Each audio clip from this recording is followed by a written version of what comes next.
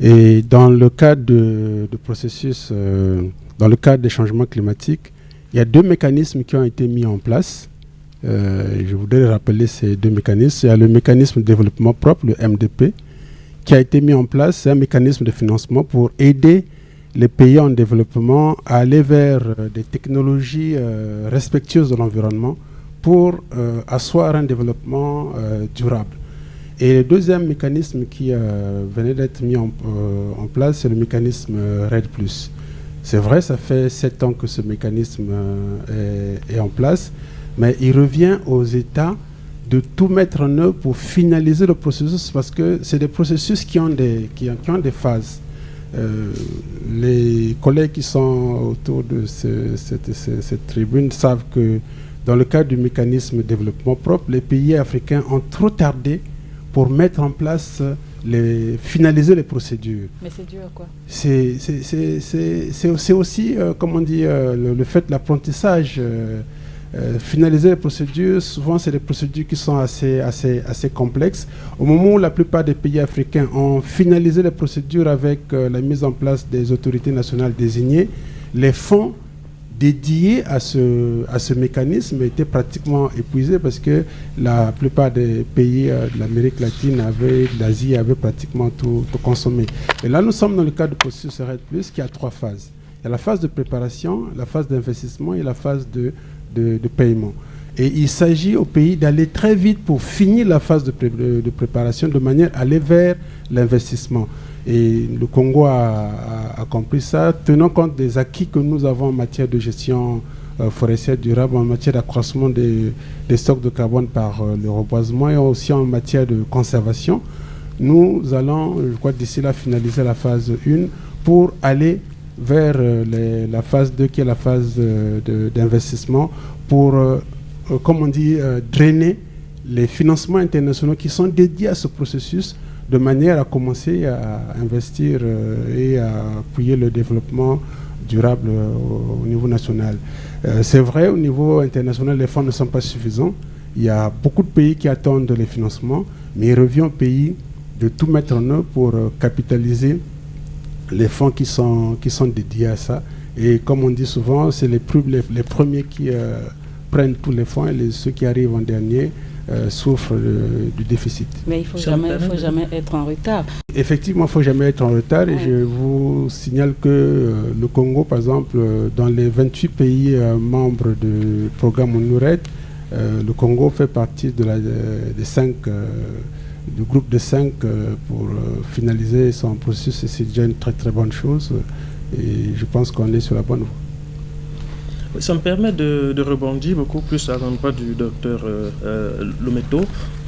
Dans le cadre de la dernière réunion de Bonn, il y a un document qui a été, le document des négociations sur le futur accord de Paris a été adopté, mais bon, les PMA, les pays les moins avancés, campent sur leur position, justement ce fameux problème de financement. Et dans le cadre également de la contribution nationale déterminée des pays, la plupart des pays africains les ont conditionnés par l'accès au financement. Alors, comment pensez-vous qu'on puisse aboutir à l'adoption d'un accord à Paris si justement ce point de divergence persiste? Il est clair que la lutte contre les changements climatiques a un coût financier. Et il faut qu'on se souvienne de ce qui a été dit pendant longtemps, notamment en pensant aux pays industrialisés, notamment la responsabilité commune et différence. Les pays industrialisés, le chef de l'État l'a montré, devaient faire un peu plus d'efforts pour investir dans la lutte contre les changements climatiques. Question financière inéluctable. Il y a un fonds vert pour le climat qui est en pleine constitution. Le chef de l'État l'a également montré. Et ce fonds vert, il y a des intentions. Si je peux utiliser un terme assez vulgaire, on a commencé à mettre un peu d'argent dans la cagnotte, mais le CNRED l'a indiqué tout à l'heure. À côté, il faut développer la capacité de monter des projets qui peuvent permettre d'accéder à ce fonds.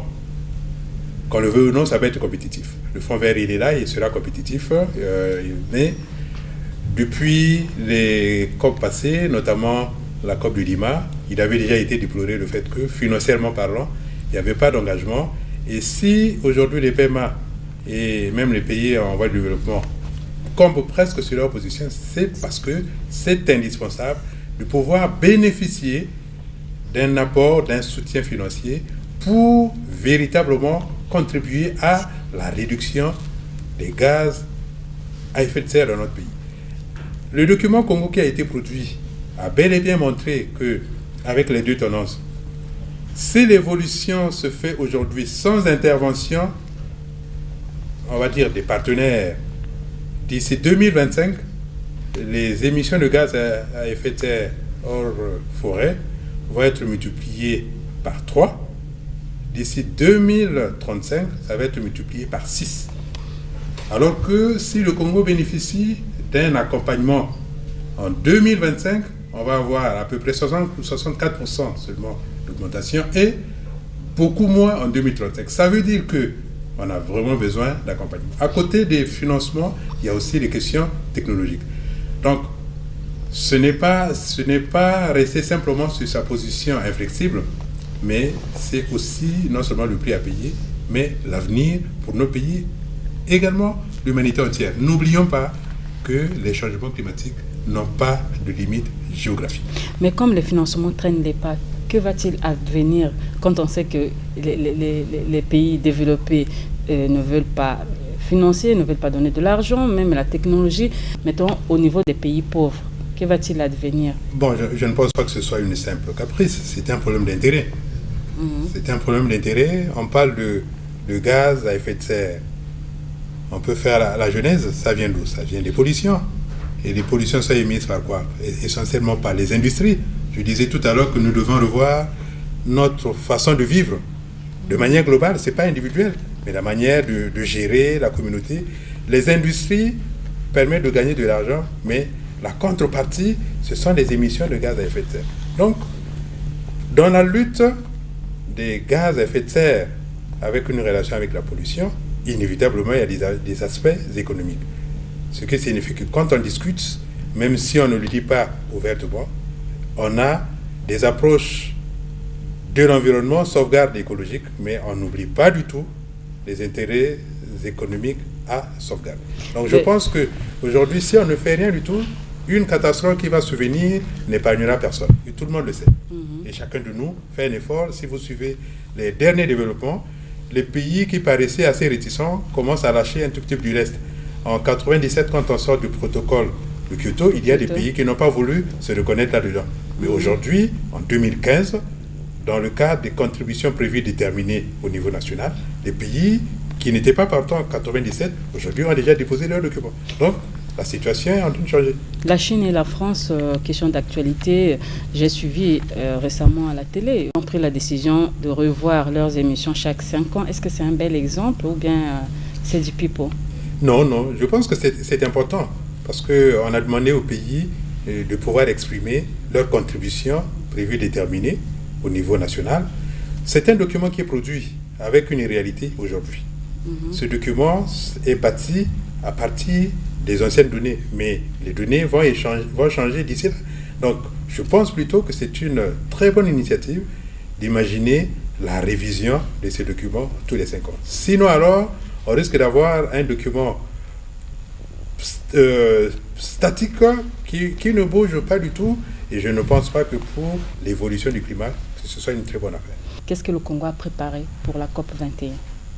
Mais sur le point focal. Bien, comme on a dit tantôt qu'il y a les mesures qui ont été définies dans le cadre des contributions nationales déterminées. Et outre cela, certainement qu'il y a une position commune à déterminer. Et en ce qui concerne le Congo, par exemple, nous allons mettre en avant le fait que nous avons le processus RED, que nous sommes en train de mettre en place et qu'en principe, nous devons être financés. Le transfert de technologie, c'est important pour nous dans le cadre de la lutte contre les changements climatiques. Comme l'a dit tantôt le conseiller, il y a un problème de financement qui se posera aussi. Donc nous voudrions bien que les pays industrialisés puissent aider le Congo à pouvoir lutter contre les changements climatiques. Voilà, grosso modo, ce que le Congo attend bien de cette grande conférence. Monsieur Pongou, le président parlait de l'énergie. Qu'en est-il exactement? Effectivement, le président de la République a raison d'insister sur le problème énergétique. Vous remarquerez que ces derniers temps, on est en train de mettre le solaire comme source d'énergie. Ceci justement pour diminuer les tensions sur l'hydroélectricité. La délégation congolaise présente à Varsovie en Pologne était conduite par le ministre du Tourisme et de l'Environnement, Josué Rodrigue Ngonimba. Arrivé à Varsovie le 18 novembre dernier, Josué Rodrigue Ngonimba avait pris part à plusieurs réunions tenues au centre de conférence de la COP19.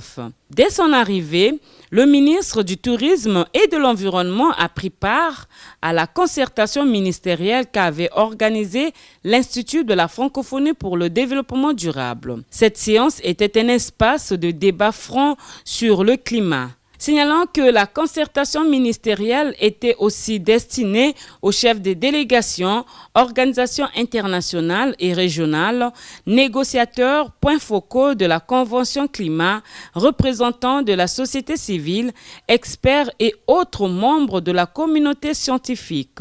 Toujours au cours de cette conférence de Varsovie, la République du Congo, par le biais de Josué Rodrigue Ngonimba, avait prouvé aux yeux du monde entier que son pays était un modèle de lutte contre les changements climatiques.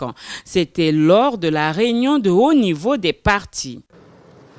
Madame la vice-présidente, Madam Vice President, distingués invités, mesdames et messieurs, distinguished guests, ladies and gentlemen, notre sympathie va vers le we would peuple like de to Philippines extend our qui sympathies vient de and vivre une condolences illustration to des those effets people néfastes of the du changement Philippines climatique. who have suffered from the Le changement adverse climatique, effects of ses climate conséquences change sur la vie humaine et such sur les great écosystèmes naturels extent.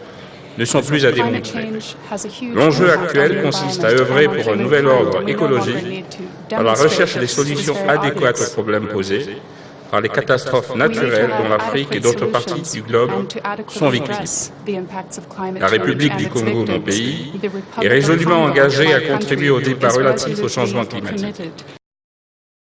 Voilà, c'était le ministre du Tourisme et de l'Environnement à la COP19 au cours donc de son discours à la réunion de haut niveau des partis. Le ministre avait vanté les mérites de la République du Congo concernant le réchauffement climatique.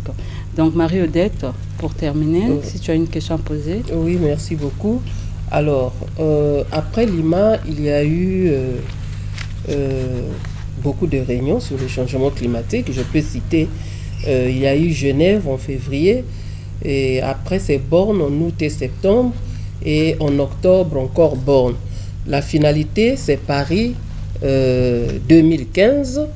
Alors, est-ce que les gens qui forment la délégation congolaise ont suivi toutes ces étapes? Bon, effectivement, nous sommes... le Congo est parti à la convention. Et donc, logiquement, il doit prendre part aux différentes réunions qui se déroulent. Et on a l'avantage du fait que les points focaux sont pris en charge par le secrétariat de la convention. Donc, ça veut autant dire que que le Congo participe à chaque réunion. Ce qu'il faut déplorer, c'est peut-être la représentativité. C'est-à-dire que souvent, il y a beaucoup de réunions qui se passent au même moment. Et parfois, vous êtes seul. Alors, parfois, vous ne pouvez pas capter les conclusions qui se passent dans d'autres réunions. Ce qui est vrai, c'est que nous participons à toutes les réunions. Et la délégation congolaise a combien de personnes? Pour cette année, pour la COP21. Bon, alors, c'est moi qui suis chargé d'accréditer les participants. Et là, nous sommes à plus de 100 participants. Et la presse? Et je crois que la presse doit faire partie de ce grand groupe-là. Ça sera pris en charge par qui? Ben. Merci beaucoup à vous, chers invités. Je pense que c'est la première tribune. Il y aura une deuxième, une troisième, monsieur Lometo. j'espère bien, sur la COP 21. Donc, ainsi donc s'achève cette tribune spéciale conférence des Nations Unies sur le climat qui va se tenir à Paris, donc la COP 21. Merci à vous de nous avoir suivis. On se retrouve à la très prochaine occasion pour une deuxième tribune sur cette même question COP 21. Merci à vous, très chers confrères. Merci très chers invités. Changement climatique, économie et tout le monde